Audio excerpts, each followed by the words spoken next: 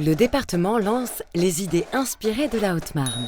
Les Hauts-Marnais débordent d'idées et méritent qu'elles soient mises en lumière. C'est pourquoi le département lance la 2e édition du concours Les idées inspirées de la Haute-Marne.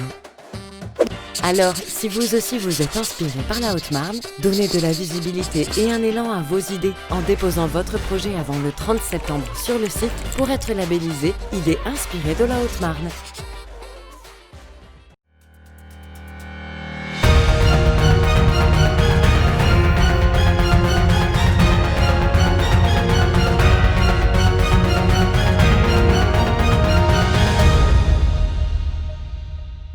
Bonsoir, jeudi 10 septembre, bienvenue dans le journal de Puissance Télévisions. Voici les titres.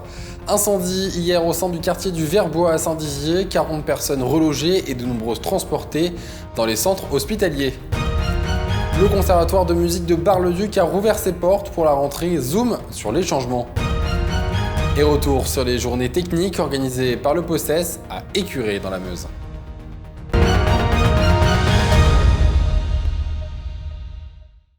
Et je vous le disais en titre hier soir et toute la nuit, les sapeurs-pompiers et la police nationale sont intervenus au sein de l'immeuble Aveyron dans le quartier du Verbois à Saint-Dizier pour un feu dans le local poubelle, un incident d'apparence minime mais qui a impacté l'ensemble de l'immeuble de 11 étages. Tous les habitants ont dû passer la nuit en dehors de leur logement.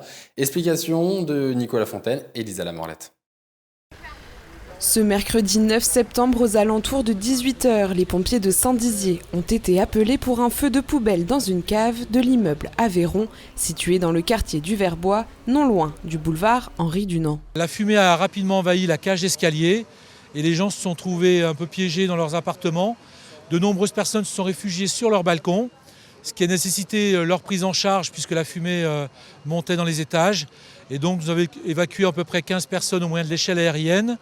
Et le reste des habitants, sont environ une quarantaine de personnes, ont pu être évacués par la cage d'escalier après, avec des cagoules sous air respirable, en toute sécurité avec nos sapeurs-pompiers. Une fois l'immeuble évacué, les habitants ont été examinés par les médecins. Alors ce soir, il n'y a aucun blessé grave, donc des gens incommodés par la fumée qui ont ressenti quelques signes de toux et d'irritation au niveau des voies respiratoires. Donc certaines ont été évacuées parce que c'était des personnes fragiles sur les hôpitaux de proximité. Avec la montée de la fumée par la cage d'escalier, l'accès aux appartements a été interdit aux habitants afin d'éviter qu'ils inhalent du monoxyde de carbone. Dès lors, une solution de repli a été mise en place pour les personnes ne pouvant être hébergées chez des proches. Les services de la mairie ont en effet mis à disposition le gymnase Pergaud, situé un peu plus haut, où les bénévoles de la protection civile et de la banque alimentaire ont tout mis en œuvre pour leur permettre de passer la nuit en toute sécurité. Tout au long de la nuit, un important dispositif de secours a été mis en place avec des dizaines de pompiers venus des casernes des environs, tout comme les forces de l'ordre qui étaient présents en nombre sur les lieux du drame. Sur les 23 personnes hospitalisées, ce jeudi après-midi, seule une est restée à l'hôpital. Les habitants ont quant à eux tous pu regagner leur domicile, tandis que le nettoyage de l'immeuble, lui, a commencé. À Bar-le-Duc, le conservatoire intercommunal de musique de l'agglomération Meuse-Grand Sud a rouvert ses portes. Le 8 juin, il avait déjà rouvert avec les élèves volontaires. Désormais, les cours s'adressent à l'ensemble des effectifs adhérents. Le directeur du conservatoire, Raoul Binot, nous explique les mesures barrières mises en place et la complexité avec la pratique de certains instruments. Pour certains instruments, c'est un peu plus compliqué que pour d'autres. Pour certaines pratiques, c'est quasiment presque impossible aussi, notamment les pratiques vocales. Mais on arrive, on va dire, à gérer du coup cette rentrée beaucoup plus sereinement parce qu'on a déjà l'expérience de juin qui nous a montré que c'était possible. Tout ce qui concerne les cours, on va dire, en présentiel de façon individuelle, ça se gère à peu près, avec une particularité pour tout ce qui est instrument avant et pratique du chant. Et puis pour les pratiques collectives, on a limité donc en fonction de la taille des salles qu'on a, les effectifs à 10 élèves maximum par cours, avec, comme on peut le voir ici dans cette salle, donc on a éliminé tout ce qui est table et on développe effectivement tout un travail pédagogique autour d'une activité qui est beaucoup plus, qui est avec de la distanciation et qui s'équilibre. À noter que les inscriptions sont toujours ouvertes jusqu'à la fin du mois de septembre.